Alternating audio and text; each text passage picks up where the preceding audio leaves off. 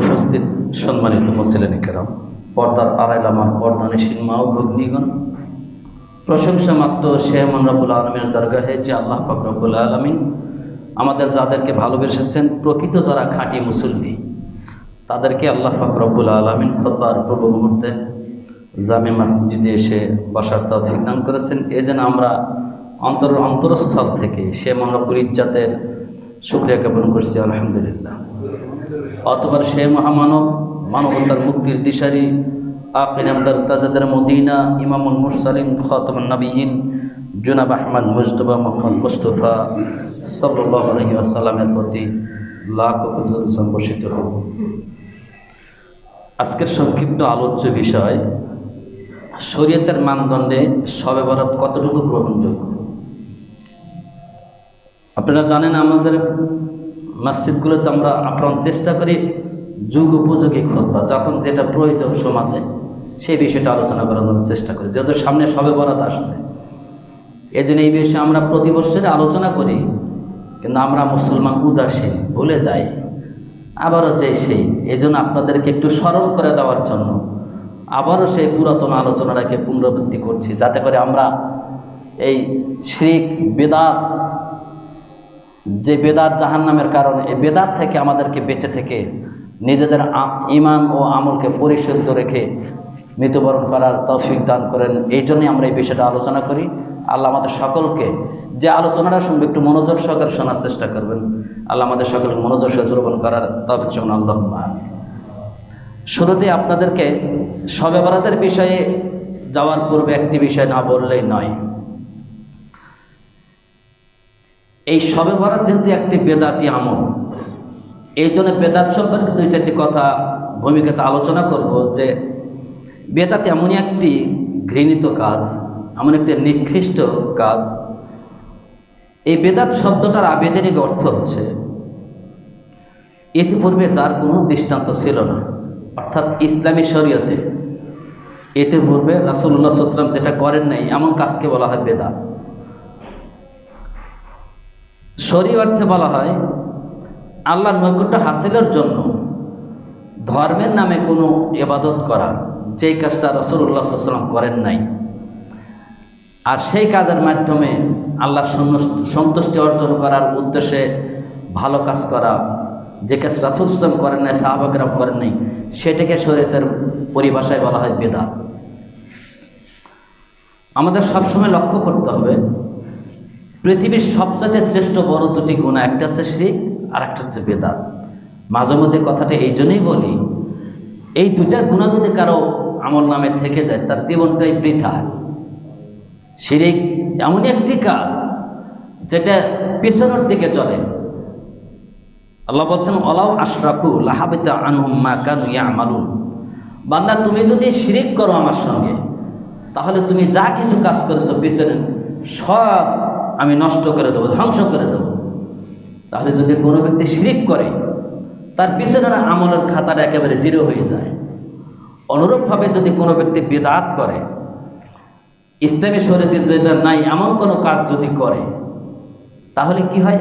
আল্লাহ রাসূল সাল্লাল্লাহু আলাইহি ওয়াসাল্লামের স্ত্রী মা আয়েশা সিদ্দিকা রাদিয়াল্লাহু আনহা বলছেন, মান আহদাসা ফি আমরিনা হাযা মা লাইসা মিনহু ফাহুয়া রাদ্দ।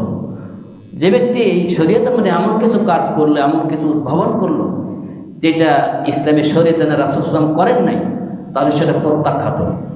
অর্থাৎ যেটা বেদাতি আমল, সেই আমলটা আল্লাহর কাছে গ্রহণ হয় না।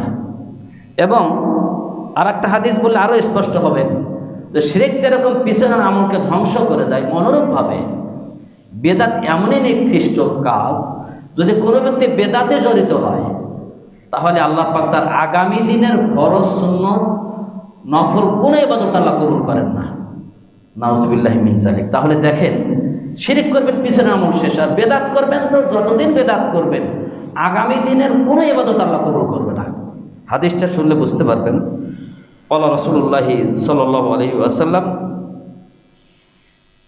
আল মাদিনাতু হারামুন মা বাইনা আইরা ইলা আইরিন ইলা কাযা মান আহদাসা ফিহা হাদাসান আও আওয়া মুহদিসান ফালাহি লানাতুল্লাহি ওয়াল মালাইকাতু ওয়ান নাসি আজমাইন।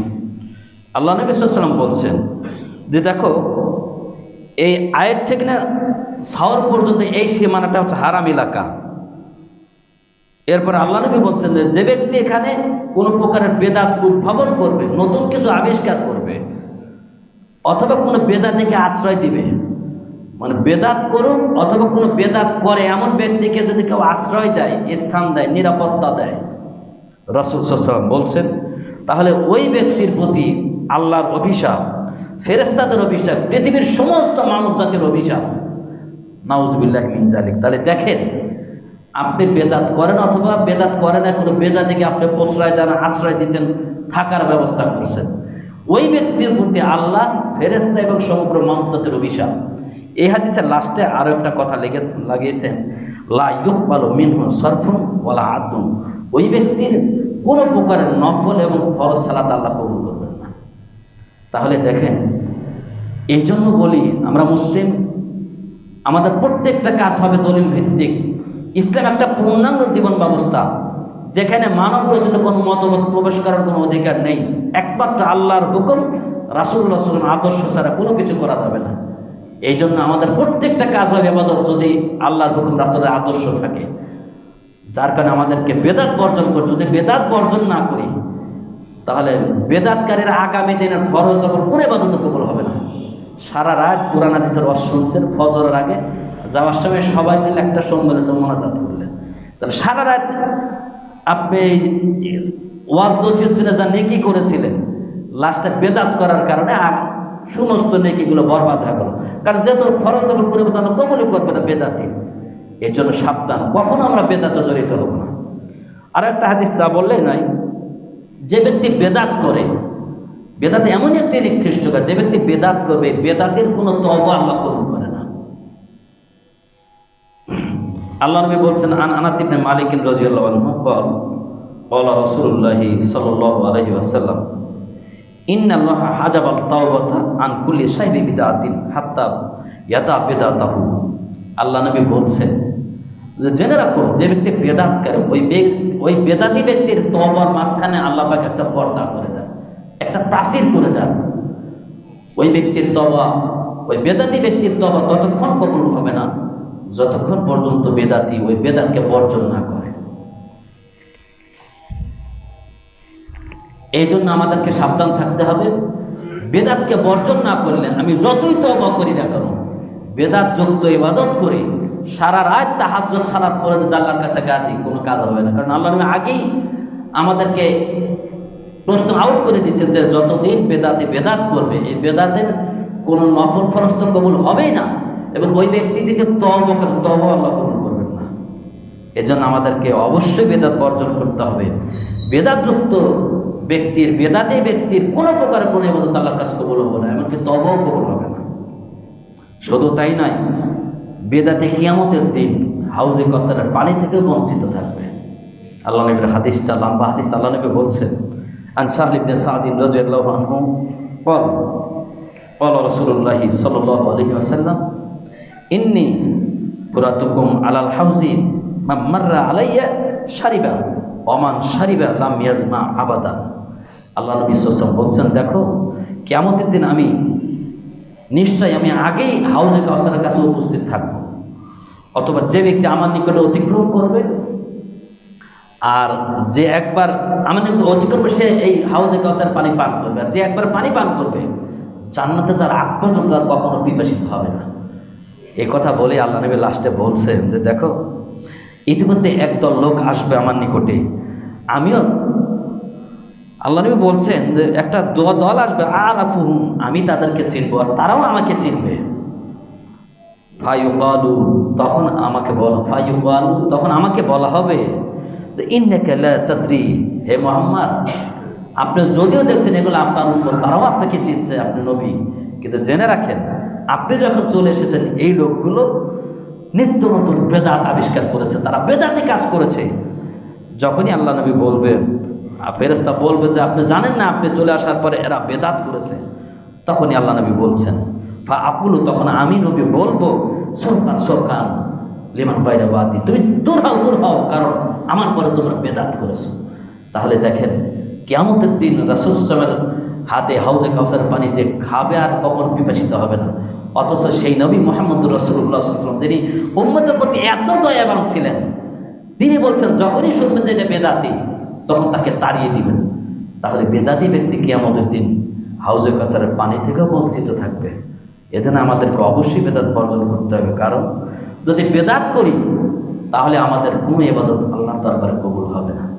এই জন্য আমরা মুসলিম, আমাদের ধর্ম ইসলাম, আমাদের ধর্মগ্রন্থ মহাগ্রন্থ আল কোরআন, আমাদের নবী মুহাম্মদুর রাসূলুল্লাহ সাল্লাল্লাহু আলাইহি ওয়াসাল্লাম, আমাদের ব্যক্তিগত জীবন, আমাদের পারিবারিক জীবন, আমাদের সামাজিক জীবন, আমার ইবাদত, আমার বন্দেগী, আমার দুনিয়াবী কর্মকাণ্ড সব কিছু চলবে আল্লাহর হুকুম রাসূলের আদর্শ অনুযায়ী।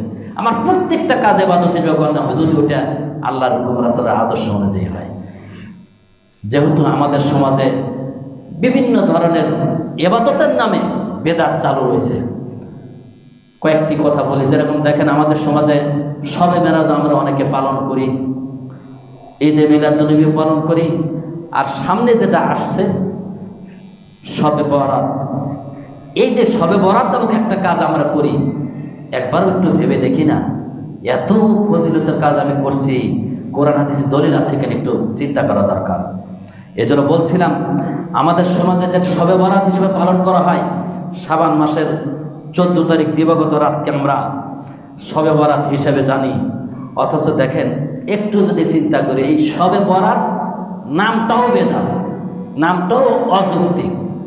কারণ কি জানেন, শবে বরাত সব শব্দটা হচ্ছে ফার্সি, এর অর্থ হচ্ছে রাত, আর বরাত শব্দটা হচ্ছে আরবি।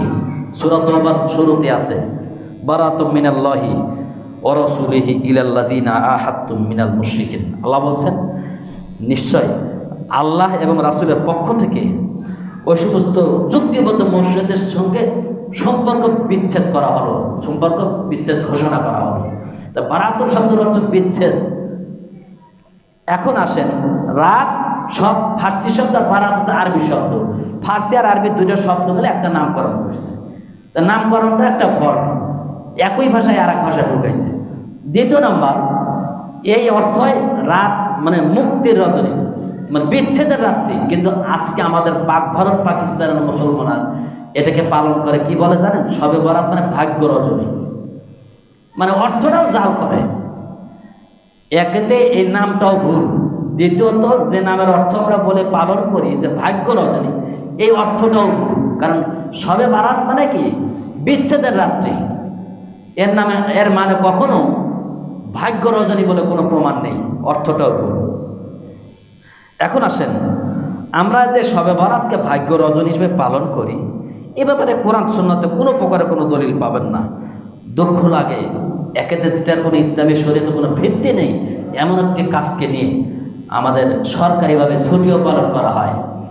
আমরা সরকার মহোদয়কে বলবো, যত প্রকারের বেদাতি ছুটি আছে, ইসলামী শরীয়তে কোনো অস্তিত্ব নাই, এমন ছুটিগুলো প্রত্যাখ্যান করা দরকার। এই ছুটি দেওয়ার কারণে সরকারও গুনার ভাগী হবে। যেহেতু শবে বরাতের কোনো শরীয়তে দলিল নাই, অতএব এই ছুটিও পালন করা যাবে না। এবং আমরা যারা এই ভাগ্য রজনী পালন করি, তাদের ধারণা কি জানেন, এই শবে বরাতের রাত্রিতে মানুষের রুজি বৃদ্ধি হয়, ভাগ্য লিপিবদ্ধ হয়। এই দিন যদি কেউ ভালো মন্দ খায়, তার সারা বছর ভালো মন্দ খাবে। একটা সত্য ঘটনা বলছি, এটা আমাদের মাযহাবী ভাইদের মধ্যে আলেম জাহিল সবার ভিতরেই আছে। আমি যখন হাটহাজারী মেঘল মাদ্রাসায় পড়তাম, যখনই শবে বরাত আসতো, শাবান মাসের 14 তারিখ, ওই মাদ্রাসায় একদম বড় দাতা ছিলেন, ওই শবে বরাতে বিরাট একটা ষাঁড় গরু দান করতেন। জানতাম যে এই দিন আসতে গোশত পাবো, ওই গরু জব করে ছাত্রদেরকে গোশত বন্টন করে দেওয়া হতো। এবং বলা হতো, ওই যে রাত্রিতে দেখতাম ছেলেপেলেরা গোসল করত, এবং গোসল করলে নাকি প্রতিটা ফোঁটা ফোঁটায় গুণাগুলো ঝরে যায়। গোসল করে সারা রাত ইবাদত করত।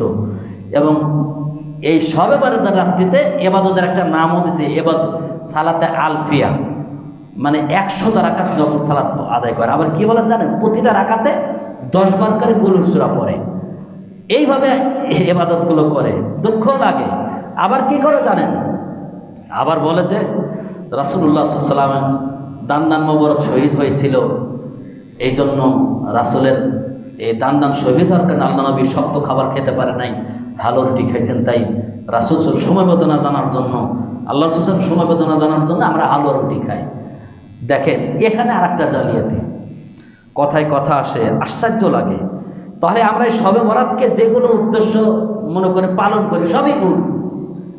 আমরা মনে করি এই দিন ভাগ্য লিপিবদ্ধ হয়, রেজেক বৃদ্ধি হয়, ভালো মন্দ খাইতে হয়, আবার রুহগুলো নাকি ওই দিন বাড়িতে আসে। রাসূল সমবেদনা প্রকাশন আলো রুটি খাই সবই ভুল। কি জন্য? একটা একটা করে পর্যায়ক্রমে বলি আপনাদেরকে। দেখেন, প্রথমত যারা সালাতে আলফিয়া পড়েন এবং বলেন যে 10 বার কুল সূরা পড়তে হবে, 100 রাকাত সালাত পড়তে হবে, এই 100 রাকাত সালাতের ব্যাপারে যে দলিলগুলো সবই জাল, একটাও সহি কোনো দলিল নেই। অতএব এটা বাতিল করে দিতে হবে। দ্বিতীয় নাম্বার, আমরা যারা রাসূল সাল্লাল্লাহু আলাইহি সমবেদনা জানার জন্য এত ভালোবাসি, আমরা শুধু মিষ্টি খাওয়া সুন্নাত পালন করি। আমি ওই ভাইদেরকে বলি, তুমি যে তো রাসূলুল্লাহ সাল্লাল্লাহু আলাইহি এতই ভালোবাসো, আল্লাহ নবীর দান শহীদ হয়েছিল কষ্টের কারণ, ব্যথার কারণে, সত্য জিনিস খানে হালুয়া রুটি গেছেন, তাহলে তুমি যদি এতই ভালোবাসো দাঁতটা ভেঙে এসে হালুয়া রুটি খাও। যদি সে এটা করলেও জায়েজ দেয়, তারপরেও বলছে যে এতই ভালোবাসো, তো দাঁত ভাঙবো না কেন? মানে মিষ্টি খাওয়ার সুন্নাত পালন করতে চাও, সাবধান। এ ধরনের কোনো দলিল ইসলামী শরীয়তে নাই। তারপরে দেখেন আর একটা তথ্য আপনাদেরকে বলি, আমাদের দেশে এই উহুদের যুদ্ধে দান শহীদ হওয়ার কারণে হালুয়া রুটি যে খাওয়ার প্রথাটা চালু করেছি 14 শাবান দিবগত রাত্রিতে, এটা একটা জালিয়াতি কথা। কেন জানেন? রাসূলুল্লাহ সাল্লাল্লাহু আলাইহি ওয়াসাল্লাম যে উহুদের যুদ্ধে সংগঠিত হয়েছিল, এই উহুদের যুদ্ধ 3য় হিজরির শাওয়াল মাসের 11 তারিখ শনিবার সকাল 10টার দিকে সংগঠিত হয়েছিল, সকালবেলা। তাহলে কোন মাসে? রমজানের পরে শাওয়াল মাস আছে না, এই শাওয়াল মাসের 11 তারিখ শনিবার সকালবেলা উহুদের যুদ্ধ সংগঠিত হয়েছিল। আর সেই উহুদের যুদ্ধে রাসূল দান শহীদ হয়েছিল। তো আপনি যদি এতই ভালোবাসেন, তো দিনটা তো ওই দিনে পালন করবেন। সেই উহুদের যুদ্ধ শুরু শাওয়াল মাসের, রমজানের পরে শাওয়াল মাসের 11 তারিখ। আপনি প্রায় 2 মাস অগ্রিম নিয়ে এসে শাবান মাসের 14 তারিখে দিবগত রাত্রিতে লাগালেন কেন? বলেন তো দেখি। এ তো আমার একটা কথা মাঝে মধ্যে বলি যে আমাদের সমাজে কিছু মানুষ আছে, আশ্চর্য কথা, কোথাকার কথা কোথায় লাগায় মানুষ, কোথাকার জিনিস আমরা কোথায় লাগাচ্ছি। এ যেন ওই দাদার কবর কোথায়, নাতি কাঁদে কোথায়। মানে দাদা নাতি বিদেশ থেকে আসছে, দাদা দাদি মারা গেছে, বাড়িতে এসে করছে যে যাই একটু দাদার কবরটা জিয়ারত করে আসছে। তো দাদার কবর দিছে সেই শালগাড়ি গোরস্থান, ও আরিফপুর যে কাটতেছে কবর কাছে, দাদা তুমি তো কবরে চলে গেছো। তার লোকজন কে এখানে কাঁদিস কে? তুমি যারা আছেন কয় কে? দাদা দাদি কবর দিচ্ছে। আরে পাগল, কবর দিছে তো সে গোরস্থানে শালগাড়ি দিয়ে এখানে আসছে, পাগল না একটা? আমাদের ব্যাপার হচ্ছে তাই। দান শহীদ হলো, উহুদের যুদ্ধ হলো শাওয়াল মাসে, ওইটাকে আমরা টাইনে নিয়ে আসলাম এই শাবান মাসের 14 তারিখ। মানে কোনো অযৌক্তিক কথা, একেবারে ভুল, সাবধান। এ ভ্রান্ত একটা অযৌক্তিক জিনিস আমরা পালন করছি, যেটা ইসলামের শরীয়তে কোনো দলিল নাই। এগুলো করা যাবে না। আপনারা বলতে পারেন, অনেকে আমাদেরকে বলে যে হুজুর আপনারা তো বলেন এটা বেদাত, করা যাবে না, কি করবো? বউ তো কথা শোনে না। আমাদের সমাজে অনেকেই আছে না হাদিস ফ্যামিলির মানুষ, আলেম ওলামাদের আলোচনা শুনে হয়তো ছেলেরা কয় না এই বেদাত আর করবো না, কিন্তু বাসায় যখন যায়, আমার জানা মতে এখনো কিছু ফ্যামিলি আছে, যতই আসুন শাবান মাস আসলে ওই হালুয়া রুটি তৈরি করবে। আবার বলে কি জানে, কি করবে, এটা বেদাত বুঝি, তো পাশের বাড়িতে করে না খালি ফলের জন্য করা থাকে। ভাইজান, এটা তো একটা ইবাদত, ইবাদতের ভিতর দলিল থাকতে হবে।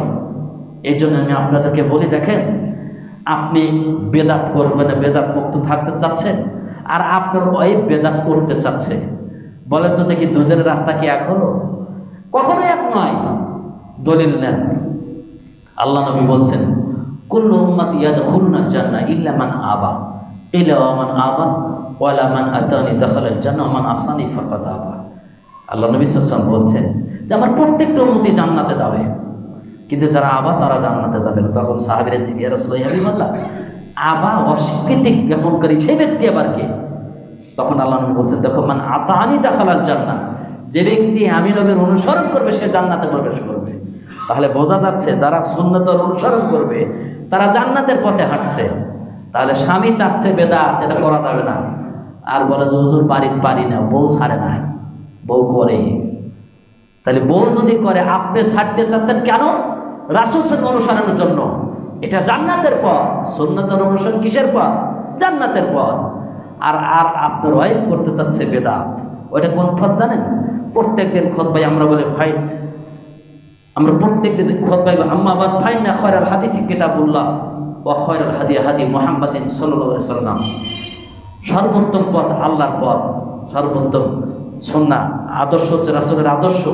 এরপরে বলে কি কুল্লু বিদাতিন জলালা, প্রত্যেকটা বেদাতটা কি? ভ্রষ্টতা, শয়তানের পথ। এজন্য আসেন, প্রত্যেকটা নতুন আবিষ্কার বেদাত, আর বেদাত হচ্ছে কি? জাহান্নামের পথ। তাহলে আপনি জান্নাতের পথে চলতে আর ওয়াইফ ধরে জাহান্নামের পথে। আচ্ছা বলেন তো দেখি, আগুন আর পানি এক পেয়ালার ভিতর করা যায়? কখনো সম্ভব নয়। এই জন্য আপনাকে অনুরোধ করব, আপনার যেই ওয়াইফ এখনো আপনার কথা শোনে না, বেদাত ছাড়তে চায় না, তাকে বোঝানোর চেষ্টা করেন। এর পরেও যদি না বোঝে, ও ধরনের ওয়াইফকে বাড়িতে রাখার, ওকে তালাক দিয়ে বাড়িতে বের করে দেন। কারণ আপনি চলতেছেন জান্নাতের পথে, ও চলতেছে জাহান্নামের পথে। আগুন পানি কখনো এক জায়গায় হতে পারে না। অতএব যেই ওয়াইফ, যেই বাড়ির মহিলা এই বেদাতকে ছাড়তে পারে না, স্বামীর কথা মানে না, আমি তো মনে হয় আসলে বইয়ের দোষটা আপনারই। আপনি ধোঁয়াশটা লোক, দুই দিকে থাকতে চান। কিরকম জানেন? একটা উদাহরণ দিলে বুঝতে পারবেন। আপনারা জানেন, যেহেতু শবে বারাতের কোনো দলিল নাই, অতএব এই দিনকে লক্ষ্য করে সালাত পড়া, সিয়াম রাখা কোনোটাই চলবে না, হালুয়া রুটিও খাওয়া যাবে না। এখন আমাদের সমাজে কিছু লোক আছে, কিছু মানুষ আছে যারা আইন বেদের সিয়াম রাখে। কি বলেন রাখে না? 25 চাঁদের 3টা ছিল, 13, 14, 15। আজকে চাঁদের হচ্ছে 10 তারিখ। তাহলে যারা আইন বেদের সিয়াম রাখেন, তারা আগামী 3, 4, 5 এই 3 দিন সিয়াম রাখবেন। আজকে 10, কালকে 11, 31 তারিখ, 12 হলো 1 তারিখ, 2 তারিখ, 2, 3, 4, 13, 14, 15 3 দিন সিয়াম রাখবেন। আজকে হলো 10 তারিখ চাঁদের। যারা আইন বেদের প্রতি মাসে আইন বেদের সিয়াম রাখেন, তারাই এই 3টা সিয়াম করবেন। যারা কোনো মাসে করে না, সমাজে কিছু লোক আছে সারা বছর করে না। এখন আব্দুল লতিফ হুজুর তো গালি শোনাই লাগে, সর্বরাত করলেই হালুরি বানালে গালি শোনা লাগে, সিয়াম রাখলো। তখন আমি যদি ধরি, তখন কি বলা জান, কি ব্যাপার সিয়াম রাখছেন? কয় বছর আইন বেদের সিয়াম রাখছি। কারণ গত মাসে রাখতেন, কয় না গত মাসে রাখিনি, এই মাস থেকে শুরু করলাম। তার মানে বুঝতে পারছেন, মানে এই লোকটা দোঁয়াশটা লোক, মানে ভাতারের মন রাখতে চায়, নাঙ্গেরও মন রাখতে চায়। যখন হানাফি মানুষ হুজুর ধরে, কয় কি ব্যাপার? ওই তো সবে বারাতে রোজা রাখছি। এখন আমার সামনে পরে কয় কি, হুজুর আইন বেদের সিয়াম রাখছি। আর মিয়া জেনে রাখেন, আল্লাহ আপনার অন্তরটা দেখবে। বাহ্যিক কি করে ওনারা দেখার বিষয় না, কাকে ভাগে দিতে চান? এবাদত আল্লাহর সন্তুষ্টি অর্জন করার জন্য। আল্লাহ তো আপনার অন্তরটাই দেখবে, আল্লাহ আপনার চেহারা সুরত দেখেন না। আল্লাহ রাসূল সাল্লাল্লাহু আলাইহি ওয়াসাল্লাম মুসলিম শরীফ হাদিস, আল্লাহ নবী বলছেন, ইন্নাল্লাহা লা ইয়ানজুরু ইলা সুওয়ারিকুম ওয়া আমওয়ালিকুম, নিশ্চয়ই আল্লাহ পাক তোমাদের চেহারা সুরত আর অর্থ সম্পদ দেখেন না, ওয়ালাকিন ইয়ানজুরু ইলা কুলুবিকুম ওয়া আমালিকুম, আল্লাহ শুধু দেখেন তোমাদের অন্তর আর তোমাদের ইবাদতটা দেখেন, আমলটা দেখেন। এজন্য সাবধান, এই দোয়াশলা কাজ করবেন না। আল্লাহকে ভয় করেন, একমাত্র আল্লাহর সন্তুষ্টির ইবাদত করবেন। যেটার ভিতরে কোরআন সুন্নাহর কোনো দলিল নেই, সেটা করার কোনো অধিকার আপনার নাই। যারা আইন বেজের সিয়াম প্রতি মাসে রাখেন, তারাই রাখবেন। যারা কখনো করেন নাই, এই মাসে এসে করবেন, সাবধান, এটা সিয়াম হবে না, এটা বেদাত। এভাবে আপনার করা যাবে না। কাজে আপনি যারা কোনো মাসে করেন না, তারা এই মাসে এই সিয়াম করবেন না, আইন বেজের সিয়াম করবেন না, অবশ্যই বর্জন করবেন। আর যারা আইন বেজের সিয়াম রাখেন, তারা অবশ্যই রাখবেন। কারণ সুবিধাবাদী জিন্নাবাদী মুসলমান আল্লাহ পছন্দ করেন না। আল্লাহ বলছেন, আল্লাহ রাসূল বলছেন, আখলিস দীনাকা ইয়াকফিকা আমাল করেন, তুমি তোমার আমলকে খাঁটি করো, অল্প আমল মুক্তির জন্য যথেষ্ট হবে। আপনি বস্তা বস্তা আমল করলেন, কিন্তু কোনো দলিল নাই, আল্লাহ এই আমল কখনো গ্রহণ করবেন না। আল্লাহর সন্তুষ্টি অর্জন করার জন্য অল্প আমল করেন, কিন্তু খাঁটি করেন। আল্লাহ বলছেন, মুখলিসিন আলাউদ্দিন, তোমার দিনকে তুমি খাঁটি করো, কার জন্য? একমাত্র আল্লাহর জন্য। এই জন্য দিনের ভিতর কখনো শিরক বেদাত ঢোকানো যাবে না। ইবাদত আল্লাহ কখনো কবুল করবে না। আমরা অবশ্যই এগুলোকে বর্জন করব।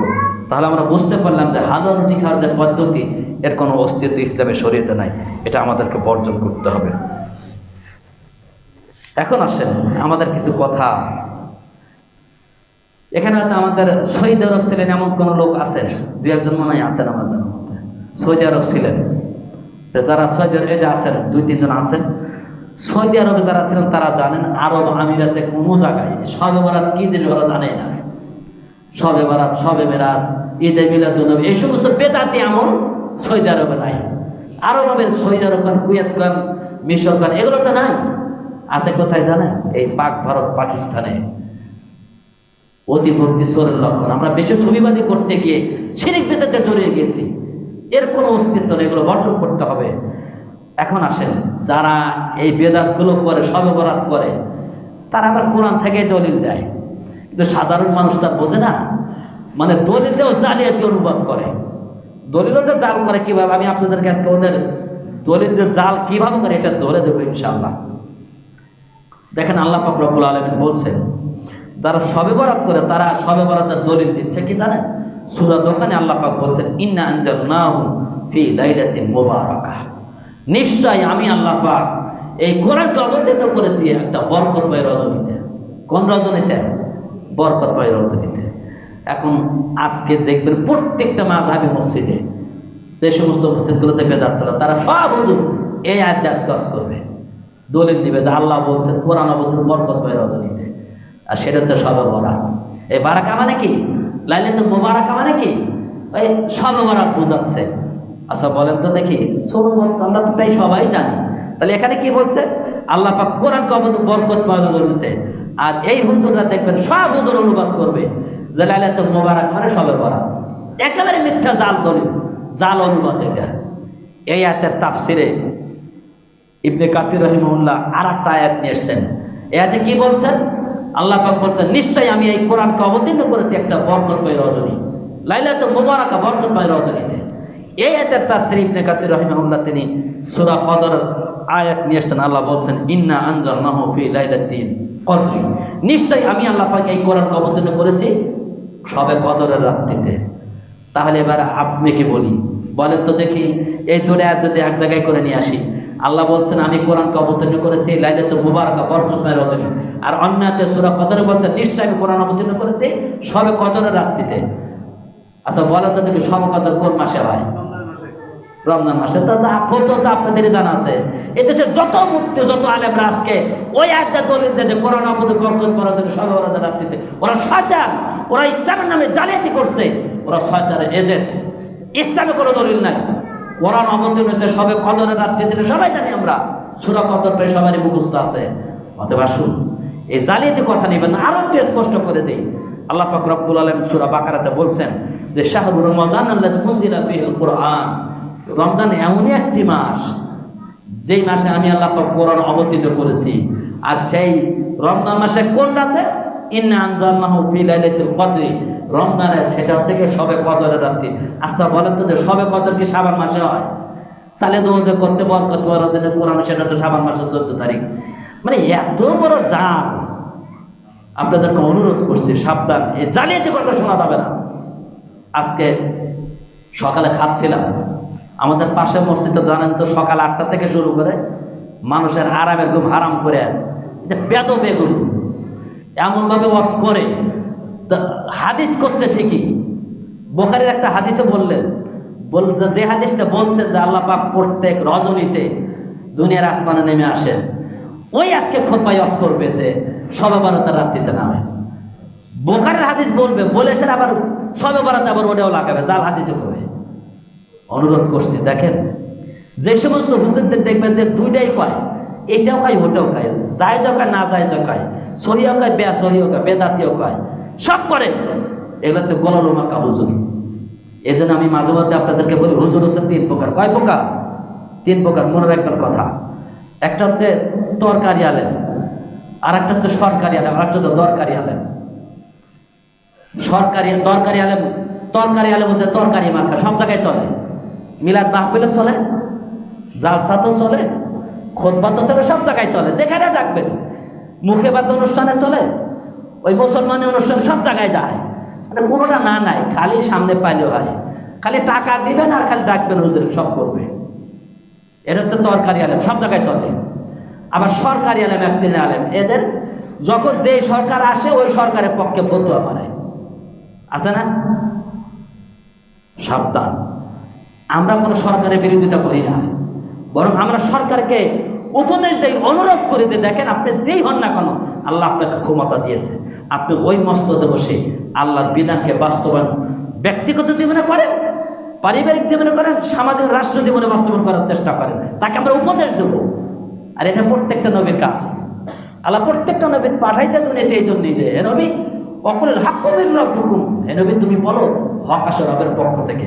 হক কোথা থেকে আসে? রবের পক্ষ থেকে। কিন্তু আমাদের দেশে তো হক মসজিদ থেকে আসে। হক আসে কোথা থেকে? রবের পক্ষ থেকে। কিন্তু আমরা কোরআন হাদিসের কথা বলে নিয়ে নাকি আমাদের হুজুর কইছে, আমার হুজুর মসজিদে খুতবায় কইছে, আপনি বলে হচ্ছে নাকি? বুখারী হাদিস বাইর করে দিলে মানে না।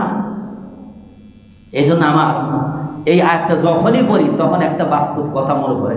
বলতে চাইছিলাম না, খুব কষ্টে কথাটা বলছি, যেহেতু একই বিল্ডিংয়ে ভাড়া থাকে, বুঝছেন? যেখানে হাজী সাহেবের বাসায় ভাড়া থাকে, এখানে অনেকগুলো ফ্যামিলি থাকি। তো আমার আয়াতটা মনে পড়ে, আল্লাহ পাক বলছেন কি, হে নবী তুমি বলো হক আসে রবের পক্ষ থেকে, ফামান শাআ ফালইউমিন, যার মন চায় সে যেন ঈমান আনে, ওমান শাআ ফালইয়াকফুর, যার মন চায় সে যেন কুফরি করে। তো এই আয়াতটা যখনই বলি তখন আমার বাসার ঘটনা মনে পড়ে। দেখেন আমাদের বাসায় অনেকগুলো ফ্যামিলি আছে, নামাজি লোক আছে, বেনামাজি আছে। তো নামাজের মধ্যে কিছু ফ্যামিলি আছে, তার মধ্যে নতুন একটা ফ্যামিলি আসছে, আমাদের হাফেজ সাহেব নিচতলাতে থাকেন, উনি হাফেজ কামিল পাস, ওনার ছেলেও হাফেজ। তো আমি ওনারা কিন্তু হানাফি সমাজের একজন বড় আলেম, কামিল পাস আলেম। আমি হাফেজ সাহেবকে মাসিক 8 তারিখ দিত নিয়মিত। 8 তারিখ পরে আমাকে বলছেন যে হুজুর অনেক ভালো তো কোরআন হাদিস খুতবাও দেওয়া যায়, এটা উনি তোমার খুতবা দেন, অনেক সুন্দর কোরআন হাদিস পাওয়া যায়। দেখি উনি সালাতুর রাসূল দিচ্ছি, সালাতুর রাসূল পড়ছেন, বড় ছেলেকে দেখি পাশ বুকে হাত বাঁধে, শিক্ষিত ছেলে পড়ছে, কয় হুজুর দেখি তো কোরআন হাদিসের কথা। হানাফি কিন্তু উনি আমল শুরু করে দিছে। হাফেজ সাহেবকে দেখি, হাফেজ সাহেব এখনো বুকে হাত বাঁধে, মাঝে মাঝে সালাতে দেয়, সালাতে দাঁড়ায় এবং কাতার সদর পায়ে বা কাত মিলান। আমি আপনাদেরকে একটা হক বোঝাচ্ছি, হক সবাই গ্রহণ করতে পারে না, আল্লাহ যাকে দিবেন সেই গ্রহণ করতে পারেন, সেটা বোঝানোর জন্য বলছি। হাফেজ সাহেব আমল করেন, ছেলেও আমল করে, ছেলে হাফেজ, ছেলে এখন বাজার পরে ফুল সৈয়াদি ভিত্তিক চলেন। এবং আমাকে কালকে বলছেন যে হুজুর এশা সালাদটা আর একটু পিছায় দেন, কারণ দেরিতে সালাদ পড়া সুন্নাহ। তাহলে চিন্তা করেন হেদায়েত কি জিনিস। একই বিল্ডিংয়ে থাকি, একই সাথে থাকি, বাপ কামিল পাস আলেম, ছেলে হাফেজ, কোরআন হাদিস শুনতে শুনতে দেখতে দেখতে পড়তে পড়তে আলহামদুলিল্লাহ পুরো প্রায় সংস্কার হয়ে গেছে। একই বিল্ডিংয়ে আর একজন থাকে হাজী সাহেব, মানুষ সৌদি আরবে দীর্ঘদিন থাকছে, আমি ওনাকে আজানও দিতে দিচ্ছি আমার মসজিদে, আজান দিচ্ছেন, আমি বললাম যে হাজী সাহেব একামত দেন, কয় আমি তো একবার একামত দেবো না।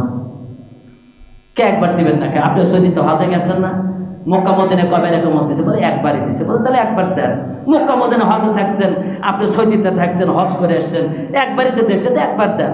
কয় না আমাদের হুজুরা কাছে আমাদের মাযহাবে নাই, দেব না আমি। আজান দিতেন অথচ আমি একামত দিতে বলছে দিবে না, কয় না চলবে না, আমাদের মাযহাব, আমাদের হুজুর বলছেন দেওয়া যাবে না।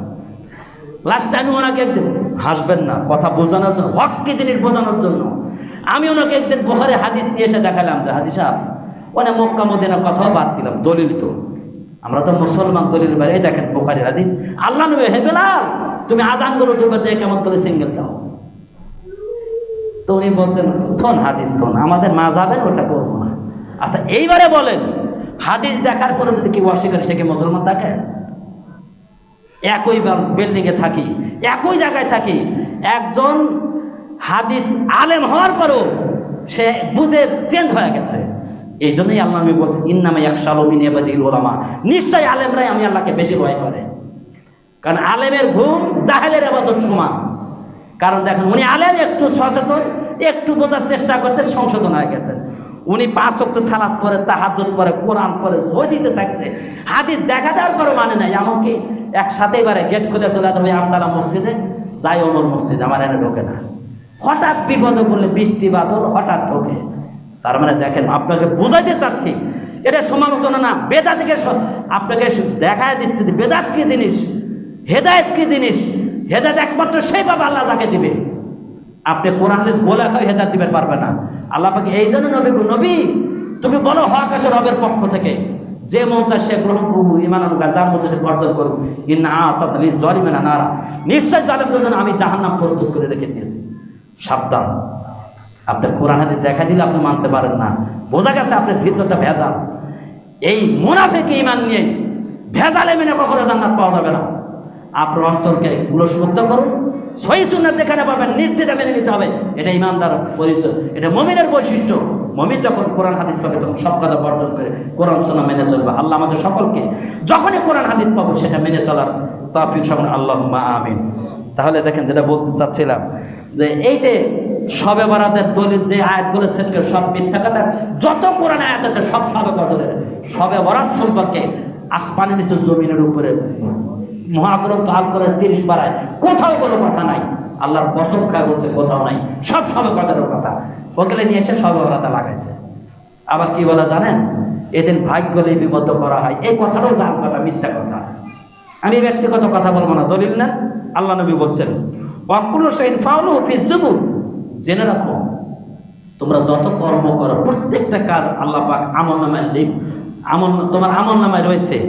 ওয়াকুল্লু সগীরেও ঋণ ও কাবিরিন মুস্তাতার, তোমার ছোট বড় সব আমল প্রত্যেকটা লিপিবদ্ধ রয়েছে। আমি একটা যা করবো সব কি লিপিবদ্ধ রয়েছে। এরপরে হাদিসে আল্লাহ নবী বলছেন আন আব্দুল ইবনে আমির রাদিয়াল্লাহু আনহু ক্বালা রাসূলুল্লাহ সাল্লাল্লাহু আলাইহি ওয়াসাল্লাম, আল্লাহ নবী বলছেন মাকাদিরাল খলাইকি ক্বাবলা আন ইয়াখলুকাস সামাওয়াতি ওয়াল আরজ কাতাবাল্লাহু মাকাদিরাল খলাইকি। আল্লাহ নবী বলছেন যে দেখো, সমস্ত মাখলুকের ভাগ্য আল্লাহ পাক আসমান জমিন সৃষ্টির 50,000 বছর আগে লিখে দিয়েছেন। কবে লিখছেন? আসমান জমিন সৃষ্টির 50,000 বছর আগে আল্লাহ পাক প্রত্যেকটা মাখলুকের ভাগ্যে কি আছে সব লিখে দিয়েছেন। এই কথা বলার পরে আল্লাহ নবী অন্য হাদিসে বলছেন, আব্দুল্লাহ ইবনে আবু হুরায়রা থেকে তিনি বলছেন রাসূল সাল্লাল্লাহু আলাইহি ওয়াসাল্লাম বলেছেন যে তোমার ভাগ্যে যা আছে তা ঘটবেই, এই বিষয়ে কলম শুকে গেছে। তার মানে আমার আপনার ভাগ্যে যা আছে এটা আল্লাহ পাক আসমান জমিন সৃষ্টির 50,000 বছর আগে লিখে দিয়েছেন। অতএব এই লেখা কখনো চেঞ্জ হয় না। পরে হাদিসে বলছেন যে তোমার যা ভাগ্য আছে সেটা ঘটবেই, আর ভাগ্য লেখার কলম কি শুকে গেছে, তার মানে চেঞ্জ হবে না। আচ্ছা, এবারে আপনাদের যাদের বিশ্বাস শবে বরাতের রাত্রিতে লিপিবদ্ধ হয় ভাগ্য, তাহলে এই হাদিসগুলো কই যায়? আল্লাহ নবী মিথ্যা কথা বলছেন? হাদিসটা বুখারী মুসলিমের। সাবধান, ভ্রান্ত কথা বর্জন করুন, এগুলো ছেড়ে দিতে হবে আমাদেরকে। আকীদা পরিশুদ্ধ করতে হবে। রাসূল সাল্লাল্লাহু আলাইহি ওয়াসাল্লামের বিপরীত আকীদা করে কখনো, আকীদা পোষণ করে কখনো সে মুমিন হতে মুসলিম হতে পারে না। তাহলে বোঝা যাচ্ছে আমার আপনার ভাগ্য আসমান জমিন থেকে 50,000 বছর আগে আল্লাহ লিখে দিয়েছেন। যারা মনে করে যে এই দিন ভাগ্য লেখা হয়, এটা মিথ্যা কথা। অতএব এই ভুল কথা আমরা কখনো বিশ্বাস করি না। শুধু তাই নয়, আবার এক শ্রেণীর লোক মনে করেন কি জানেন, এই শবে বরাতের রাত্রিতে রূহগুলো বাড়িতে আসে, প্রত্যেকের বাড়িতে রূহ আসে, মৃত ব্যক্তিদের রূহগুলো বাড়িতে আসে। এই জন্য অনেক বিধবা মহিলারা সেদিন বাতি জ্বালা ইবাদত করতে থাকে, আমার স্বামীর রূহ বাড়িতে আসবে। এই যে একটা ধারণা, এটা ভ্রান্ত। এবং ওখানে বইও লেখছে, আবার দলিল দিচ্ছে কোরআন থেকে। আল্লাহ বলছেন তানাজ্জালুল মালাইকাতু ওয়ার রূহ ফিহা বিইজনি রাব্বিহিম মিন কুল্লি আমর। ওই দিন ফেরেশতা এবং রূহ আল্লাহর অনুমতিক্রমে আসমান থেকে অবতীর্ণ হয়। এই যে এখানে রূহর কথা আছে না, আর রূহ, এই রূহ মানে বলছে কি মানুষের রূহ বলে আসে। অথচ এই আয়াতের তাফসিরে আল্লাহ ইবনে কাসির রাহিমাহুল্লাহ বলছেন রূহ মানে হচ্ছে ফেরেশতাদের লিডার জিবরিল আমিন। জিবরিল আমিন অন্যান্য ফেরেশতারা আসমান থেকে অবতীর্ণ হন এবং আল্লাহর অনুমতিক্রমে ফজর পর্যন্ত বান্দাদের জন্য এরকম শান্তির বাণী ঘোষণা দিতে থাকেন। আসুন, এই জন্য ভ্রান্ত আকীদা বর্জন করুন। কখনো মৃত ব্যক্তির রূহ বাড়িতে আসে, এই আকীদা হচ্ছে হিন্দুদের আকীদা। এটা সনাতন ধর্মের আকীদা, কোনো মুসলিমদের আকীদা হতে পারে না। মৃত ব্যক্তির রূহ কখনো বাড়িতে আসে না। এজন্য আসুন আমরা অবশ্যই এগুলো বর্জন করব। এবারে আসেন, আমাদের জানা দরকার এই শবে বরাত নামক এই জিনিসটা কখন থেকে চালু হলো। রাসূলুল্লাহ সাল্লাল্লাহু আলাইহি ওয়াসাল্লামের জীবনে শবে বরাত ছিল না, সাহাবাদের জীবনে ছিল না, তাবিদের জীবনে ছিল না, তাবিদের জীবনে ছিল না। 400 হিজরির পরে এই শবে বরাতটা চালু হয়েছে। কখন? 400 হিজরির পরে এই শবে বরাত সর্বপ্রথম চালু হয়। ইসলামের সনদ যে 400 হিজরির পূর্বে, 400 হিজরির পূর্বে যত অতি পর্যন্ত রাজ্য ছিল সব রাজ্যগুলো মুসলমানদের আয়ত্তে ছিল, মুসলমান সব দখল করে নেয়। আপনাদেরকে এখন ইতিহাসে নিয়ে যাচ্ছি যে এই শবে বরাতের এই দিবসটা পালন করা কখন থেকে চালু হলো। এটা চালু হচ্ছে 448 হিজরি থেকে। এই 400 হিজরি পর্যন্ত পৃথিবীতে কোনো মাযহাবই ছিল না, অস্তিত্বই ছিল না। এই 400 হিজরির পর পূর্বেই যত প্রকারের অগ্নি পূজকদের রাজ্য, সব রাজ্যগুলো মুসলমানদের দখলে চলে আসে। যখন মুসলমানদের দখলে চলে আসে তখন বারামাকা নামক এক শ্রেণীর অগ্নি পূজক, নামটা কি বারামাকা, এক গোত্রের নাম। এই বারামাকা নামক এক শ্রেণীর হিন্দু অগ্নি পূজক এরা বাস কি করলেন, যখন দেখলেন সব হিন্দুদের রাজ্যগুলো মুসলমানদের দখলে চলে গেছে, জীবন তো বাঁচান লাগবে, ওই যে তরকারি মার্কা কিছু লোক আছে, এই অগ্নি পূজক, এই বারামাকা নামক এক শ্রেণীর অগ্নি পূজক, তারা কি করলেন, তারা সাময়িক মুসলমান হওয়ার অভিনয় করলেন। কি করলেন, মুসলমান হওয়ার অভিনয় করেন। তারা বললেন যে আমরা মুসলমান হয়ে গেলাম, মুসলমান রাষ্ট্রপ্রধানদের কাছে ভালো সাজার জন্য এই দাবি করলেন। কিন্তু তাদের অন্তরের ভিতর ছিল না, আসলে তাদের অগ্নি পূজার ভালোবাসাটা ছাড়তে পারে নাই।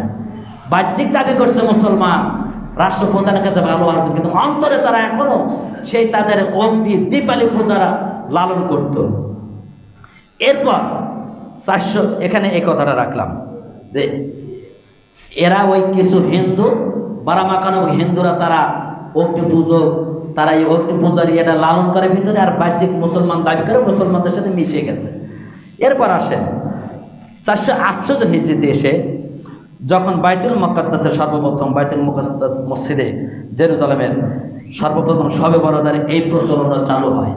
কি জন্য, ওই সময়কার ইমামরা, ওই সময় একটা আইন ছিল, যার যত জনপ্রিয়তা তাদেরকে রাষ্ট্রপ্রধান কি করতো, মাঠের ইমাম বানাইতো, রাষ্ট্রীয় ইমাম বানাইতো।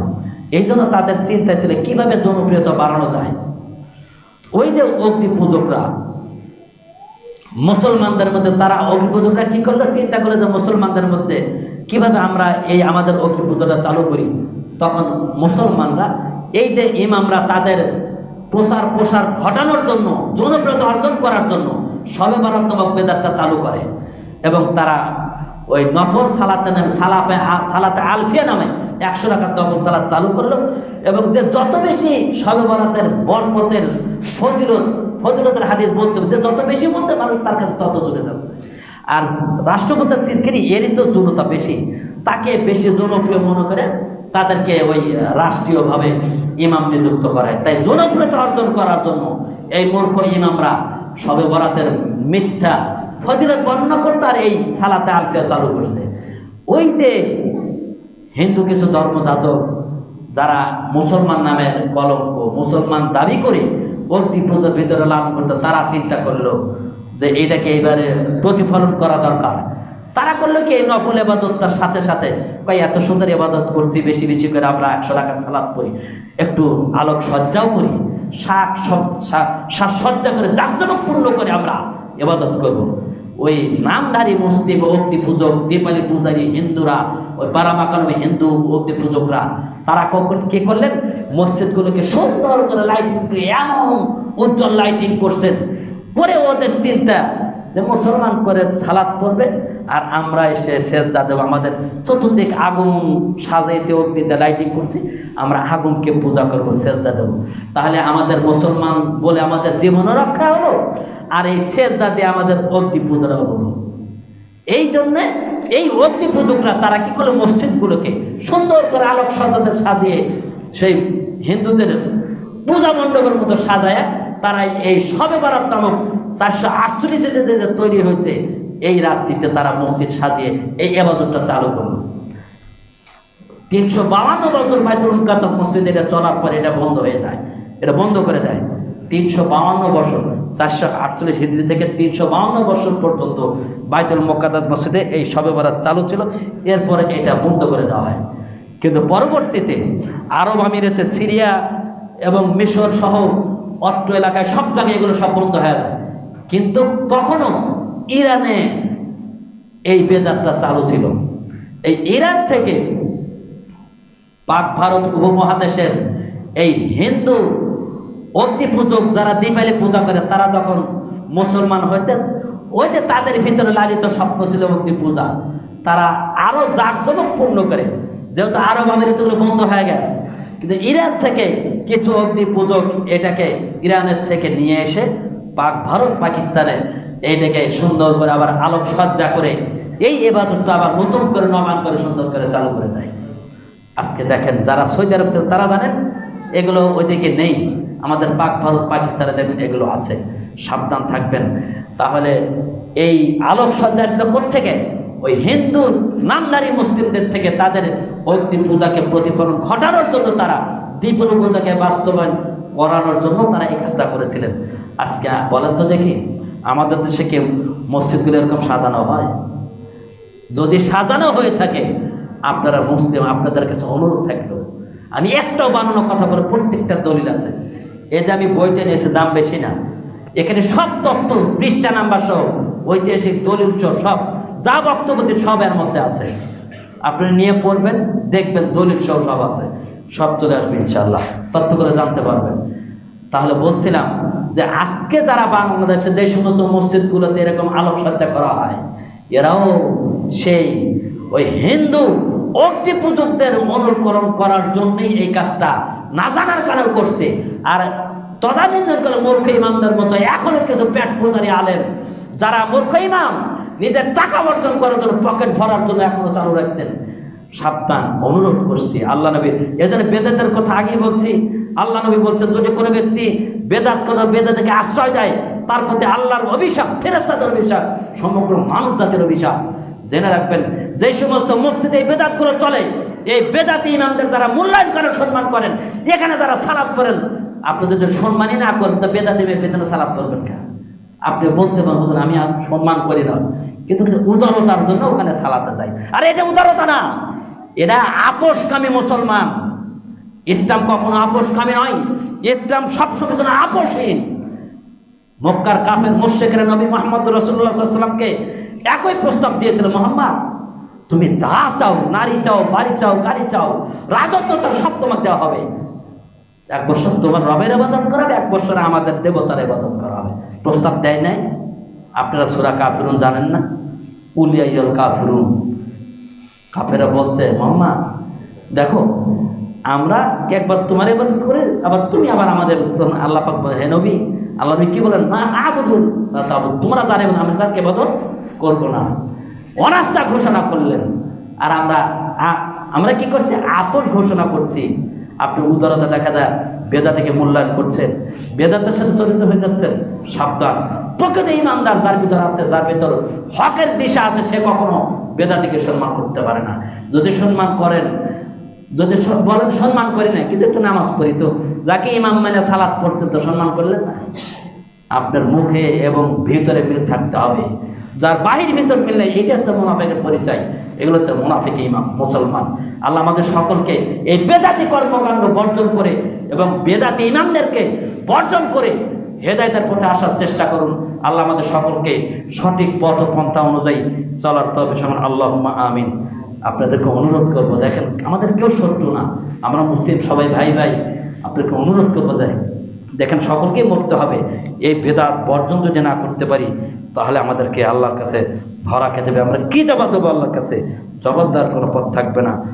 আসুন, আমাদের সমাজে অনেকে কি করে জানেন? এই রাত্রিতে সারা রাত পরে সালাত পড়ে, আর দেখবেন কি করে জানেন? ওই যে গোরস্থান লাইটিং করে, সারা বছর খবর নাই, ওই শবে বরাতের রাত্রিতে সারা রাত গোরস্থানে যায়, জিয়ারত করে, আর রাস্তা গয়রা লাইটিং করে রাখছে, মানে ঠিক হিন্দুদের পূজার মতো চালু করে দিচ্ছে। সাবধান, এটা ঠিক নয়। সারা বছর সিয়াম রাখে নাই, এই শবে বরাতের রাত্রিতে শবে বরাতে সিয়াম রাখে, আবার সারা রাত ইবাদত করে। ফরজ সালাতের খবর নাই, নফল সালাত পড়ে। আবার দেখেন, এখন হয় কিনা জানি না, আগে দেখতাম সারা বছর সিনেমা হল চলে, রমজানেও চলে, কিন্তু শবে বরাতের দিন সিনেমা বন্ধ থাকে। এমনকি সিনেমা হলের ছবিগুলো আবার কাগজ বন্ধ করে দেয়। হাই রে ছবি রে, ফরজের খবর নাই, নফল নেট টানানি। এই জন্য মাঝে মধ্যে আমি একটা উদাহরণ দিই, জানেন, শুনতে খারাপ লাগে কিন্তু বাস্তব কথা, যে ব্যক্তি ফরজের খবর নাই, নফল নেট টানটানি, এর দৃষ্টান্ত কি জানেন? ওই পাগড়ি, মানে লুঙ্গি খুলে পাগড়ি বাঁধার মতো, মানে গেছে 1 চিল্লায় 3 চিল্লায় গেছে, ফজলে তো রস শুনছে যে পাগড়ি পরে সালাত পড়লে 70 গুণ নাকি, একটা জাল জয় হাদিস। তো গেছে মাঠে সালাত পড়তে, কাজে সালাতের টাইম হচ্ছে, সালাত পড়ে কেড়ে আমার তো পাগড়ি নাই, কয় হুজুর রস করছে, যে পাগড়ি ভরে সালাত করে 70 গুণ নাকি বেশি, তখন করছে দা লুঙ্গিটা খুলে ভাঁজ করে পাগড়ি বেঁধেছে। তাহলে কি হলো কন্ত দেখি, মানে ফরজ উদ্যম করে নফল পালন করা। তো আমি তো বলি যে এ তো ওই হতভাবে পাগলের মতো, লুঙ্গি খুলে পাগড়ি বাঁধার মতো, ফরজের খবর নাই, নফল নেনা টানাটানি। আর একটা কথা বললে আরো বুঝতে পারবেন, যে জেনে রাখবেন ফরজ হচ্ছে আপনার ডিউটি আর নফল হচ্ছে ওভার ডিউটি। যার ফরজ দেয় তার কোনো নফল নাই, যার ডিউটি আছে তার ওভার ডিউটি আছে। ফরজ হচ্ছে আপনার চাকরি আর নফল হচ্ছে আপনার বোনাস। আচ্ছা বলেন তো, যার ডিউটি নেই তার কি কোনো ওভার ডিউটি আছে? আচ্ছা যার চাকরি নেই তার কি বোনাস আছে? তো যার ফরজেরই খবর নাই, ও সারা রাত করে তাহাজ্জুদ করলে কোনো কাজ হবে না। এই জন্য অনুরোধ করি এগুলো সব বর্জন করুন। আর এদেশের মাটিতে যে সমস্ত হুজুররা যতগুলো আয়াত আছে কোরআনে, সব সবে কদরের রাত্রিতে ওই সবে কদরের রাতগুলো নিয়ে এসে সবে বরাতে লাগাইয়া মূর্খ মুসল্লিদের থেকে কিভাবে টাকা কামাই করে নিয়ে 10টা মিলাদ মাহফিল 5 10 50 5,000 টাকা কামাই হয়। আর যদি মিলাদ মাহফিলে রুটি খাওয়া যায়, তো ওই আমার এক হুজুর ছিল, বাজার শিক্ষক ছিল, হানাবি, কয় আব্দুল তোমার জ্বালায় আমার রুটি খাওয়া কমে গেছে। আগে রুটি পাইতাম সবে বরাতে শুকাইয়া 6 মাস খাইতাম, তোমাদের ওয়াজের এখানে অনেক কমে গেছে আলহামদুলিল্লাহ। এটা না আল্লাহর হাজার শুকরিয়া। এখন মাঝহাবি অনেক আলেমরা এর বিরোধিতা করছে, সবে বরাতের হালুয়া রুটি এগুলো বর্জন করুন, বেদাত বর্জন করুন। এই জন্য বলি যে সমস্ত হুজুররা আজকে সবে কথা রাগগুলো সবে বরাতে লাগাচ্ছেন, এরা কোন শয়তান জানেন? এরা হচ্ছে হকার মলবি। কি মলবি? হকার মলবি। বলবো না যে এত বড় কথা বলেন। একটা উদাহরণ দিয়ে আমার কথা শেষ করবো ইনশাল্লাহ। এক হকার বাজারে মলম বিক্রি করছে। কি বিক্রি করছে? মলম। তো বলছে যে ভাইজান আমার 1 নাম্বার খাঁটি শান্তি মলম, এই মলম যে কোনো কাটা ফাটায় লাগাবে সব ভালো হয়ে যায়। তো এখন চিন্তা করছে কেরে, আমাকে তো কইছে হকার যে কোনো কাটা ফাটায় লাগাবে সব ভালো হয়ে যাবে। তো মলম কিনে নিয়ে এসে বাড়িতে এসে করছে কি, ওই বালিশের ফাটাত লাগাইছে, কাপড় ফেটে গেছে ওখানে লাগাইছে, ওই যেখানে বিল্ডিং ফেটে গেছে ওখানে মলম লাগাচ্ছে। আচ্ছা কোন তো কাপড় ফাটায় যদি মলম লাগে ভালো হবে? মলম এটা লাগাতে কোথায়? শরীরের ফাটায়। তো যেখানে সেখানে লাগালে তো হবে না। আরে নিয়ে এই হকার মলবিগুলো শতাংগুলো তাই করছে, সব সবে কদরের দলিল, সব দেশে সবে বরাতে লাগায় নিজেদের ব্যবসাটা ধরে রাখার চেষ্টা করছে। আপনি বুঝবেন না বুঝবেন। আমার দাওয়াত দেওয়ার কথা দিলাম, জেনে রাখবেন এই সবে বরাত নামে যা কিছু সমাজে চলে সবই বেদাত। সবার কোনো সিয়ামও নাই, সালাতও নাই, কোনো কিছু নাই, সব মিথ্যা। এগুলো বর্জন করুন। আল্লাহ পাক আমাদের সকলকে হক বুঝে তদ অনুযায়ী আমল করে আল্লাহর সন্তুষ্টি অর্জন করার তৌফিক দান করুন। আল্লাহ আমিন। আবারও একটা কথা বলে দেখেন, ইবাদতের জন্য মাপকাঠি হচ্ছে 3টা জিনিস সবসময় স্মরণ রাখবেন। যখন কোনো ইবাদত করতে যাবেন, এটা হচ্ছে আপনার মাপকাঠি, মানদণ্ড মনে রাখবেন। সূত্রটা মনে রাখবেন। 1 নাম্বার, আল্লাহর রাসূল যে ইবাদত আল্লাহ যখন করেছেন তখন করতে হবে, যতটুকু করেছেন ততটুকু করতে হবে, যেভাবে করেছেন সেভাবে করতে হবে। এই 3টা যদি না মেলে সেটা ইবাদত নয়। আল্লাহ আমাদের সকলকে এই শবে বরাত এবং বেদাত থেকে বেঁচে থেকে সুন্নাহ ভিত্তিক সার্বিক জীবনে, আমার ব্যক্তিগত জীবন, পারিবারিক সামাজিক জীবন, ইবাদত বন্দেগী দুনিয়ার সব কাজে কোরআন সুন্নাহ ভিত্তিক জীবন পরিচালনা করার তৌফিক দান করুন। আল্লাহুম্মা আমিন।